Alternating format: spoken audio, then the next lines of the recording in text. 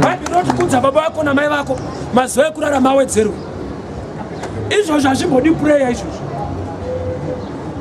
Zvongoda kuvatengera shuga.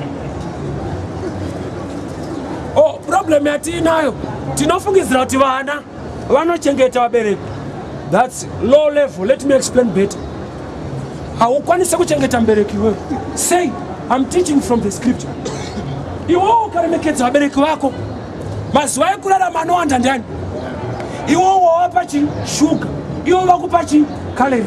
Ari kuchengeta umwe ndiana.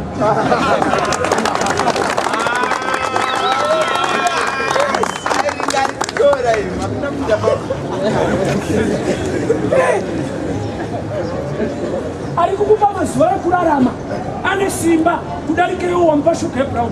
Hallelujah. Saka usafungidzira kuti kuchengeta vabereki kuchengetwa nevabereki.